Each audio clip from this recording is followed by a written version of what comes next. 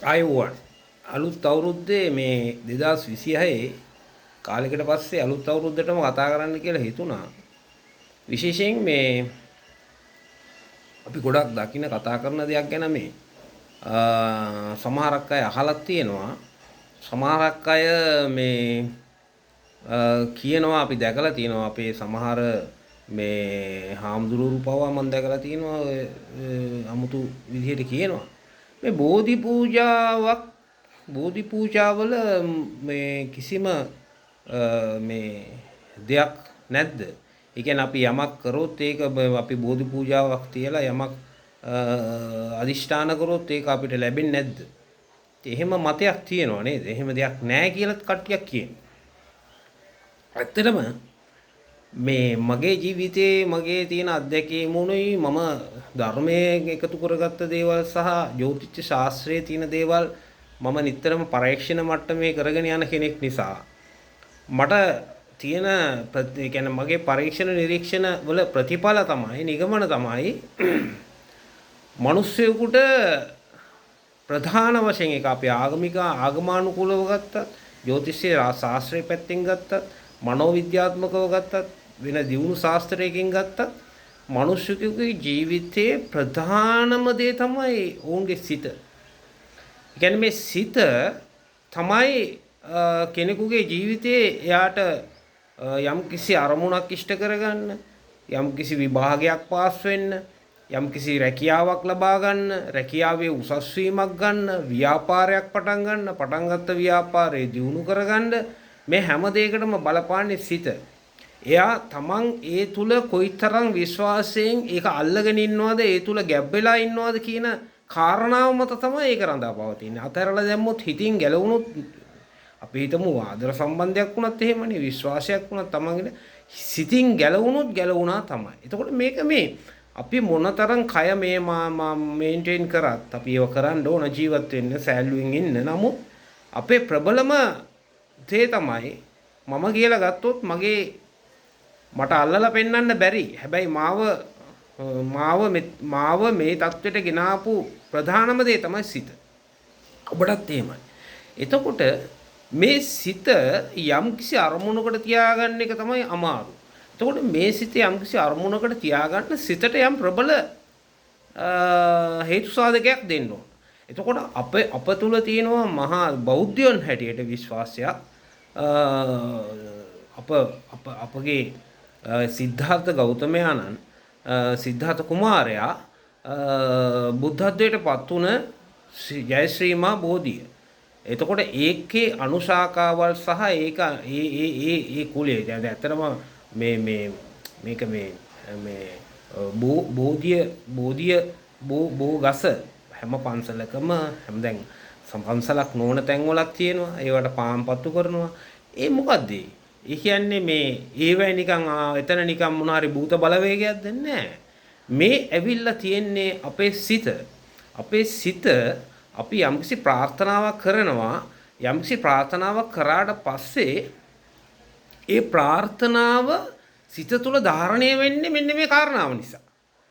දැන් බුද්ධත්වයට පස්සෙන්න ඉස්සෙල්ලා ඉඳලා මේ ක්‍රමයේ තිබුණා. ඒකනේ අපි කියන්නේ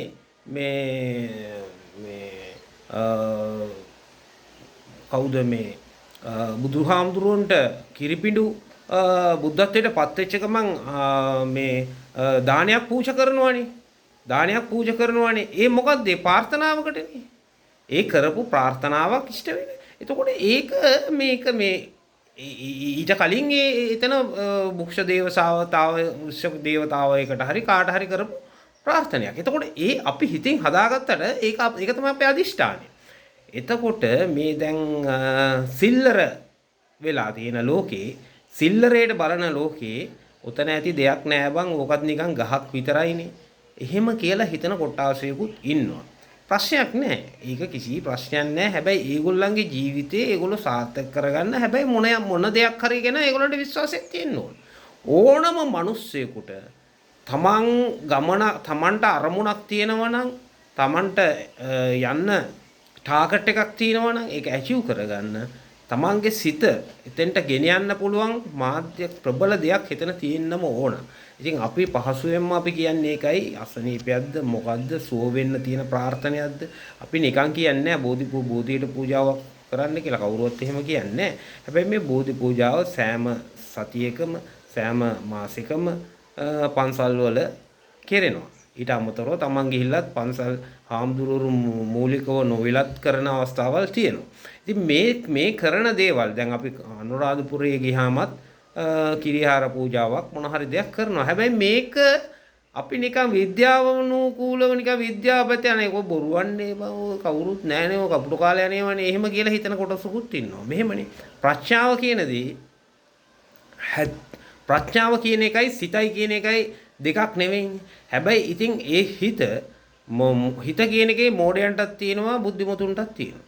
දැන් සාමාන්‍යයෙන් මෝඩ මිනිස්සු ගොඩාක් වෙලාවට මේ ඒගොල්ලෝ කියෙව්වට ඒගොල්ලන් කියවන දේවල් වල හරයක් නැහැනේ. දැන් අපි සමාජයට දෙන පණිවිඩ සහ හරයක් නැති මිනිස්සු දෙන පණිවිඩ වල සමහරු ගණන් ගන්නෙත් නැහැනේ. ඒවා අහලා වැඩකුත් නැහැනේ. එයා ප්‍රයෝජනයක් අරගෙනත් නැහැ. අනිත් අයට ඇති ප්‍රයෝජනෙකුත් නැහැ. ඔහි නිකන් ඉතින් අර හම්බුනාම කියවන. හැබැයි අපි මේවා අත්දැකලා අපි 100 ගණන් මිනිස්සුන්ට කියලා දීලා ඒ මිනිස්සු ඒ ප්‍රතිඵල ලබලා තියෙන නිසා තමයි අපි මේ දේ කියන්නේ. ඉතින් ඒ නිසා මොනම වෙලාවකවත් බෝධි පූජාව කියන දේ බෝධි පූජාව කියන දේ සිල්ලරට ගන්න එපා. සැහැල්ලුවට ලක් කරන්න එපා. මිනිස්සු පොඩි පාම්පැලක් ගේ ඉස්සරහ හදාගෙන අර නිකන් පොඩි මේ තහඩු හරි මොන හරි දෙයකින් පොඩි පෙට්ටි කෑල්ලකින් පාම්පැලක් හදාගෙන ඒ මිනිස්සු ඒකට පානක් තියලා කිසිම රූපයකුත් නැතුව ඔය මේ ගම්බාර දෙවියෝ හරි කවුරු හරි දෙවියෙක් මොන හරි දෙවි කෙනෙක් ගැන විශ්වාස කළා ඒ පාන තියෙන මිනිස්සු ජීවිතේ යම් කිසි දෙයක් ඒ මිනිස්සු සමහර වෙලාවට නරක දේවල් වලින් මිදලා තිනවා. මම දැකලා තිනවා. මට හම්බෙලා තිනවා. මම කැදලා බලලා තිනවා. සමහර මිනිස්සු Tamanට නවර්ත ගන්න බැරුව තිබ්බ එබ්බැහිවි බේබදුකම ඊළඟට තමන්ගේ වෙන මොන හරි නරක පුරුද්දක් මේ පාන තියන්න පටන් අරගෙන ඒ වැඩේ නවත්තගෙන තිනවා. මොකද එයා ඒ හිතට දෙනවා දැඩි ධාරණයක්. ඉතින් මෙන්න මේක මනෝවිද්‍යාත්මකව ගත්තොත් මේකේ මනෝවිද්‍යාව දන්න මිනිස්සු මේ කතාව දන්නවා. ඒක නිසා මේක හැල්ලුවට ලක් කරන්න එපා. හැල්ලුවට ලක් කරාට කමක් නැහැ. බුද්ධිමත්ව තේරුම් ගන්න හැල්ලුවට ලක් කර නැහැ කරගත්තුවා. මේ මිනිස්සු ඇත්තටම ඉතින් තේරුමක් නැහැ. හැබැයි මෙන්න මේක තමයි මට කියන්න ඕන පණිවිඩය අලුත් අවුරුද්දේ.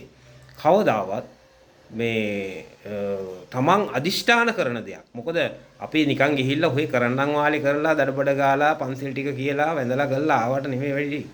අපි යම්කිසි ප්‍රාර්ථනාවක් කළ යුතුයි. ඒ ප්‍රාර්ථනාව අපි කරන ලද ක්‍රියාවක් හා සම්බන්ධ විය යුතුයි. අපි මෙන්න මේ කරන ලද යහපත් ක්‍රියාව හේතු කොට මට මෙන්න මේ මගේ ජීවිතේ මට මේ අරමුණ සාක්ෂාත් කර ගැනීමට ධෛර්ය ශක්තිය ලැබේවා කියන දේ තමයි මිනිස්සු ජීවිතේ ජය ගන්න එහෙමයි. සිද්ධාර්ථ ගෞතමයන් පවා අදිෂ්ඨානයෙන් තමයි තමන්ගේ අරමුණු ඉස්කරා ගියේ. ඉතින් ඒක නිසා ඒක තමයි මේ බුදුදහම සහ ශාස්ත්‍රය සහ විද්‍යාව මොනවද ගත්තත් මනෝවිද්‍යාව ගත්තත් තියෙන ශාස්ත්‍රය. ඉතින් එහෙනම් හැමෝටම සුබ දවසක්. තවත් මේ වගේ පණිවිඩයකින් මේ අවුරුද්දේ හම්බෙමු. සුබ දවසක්.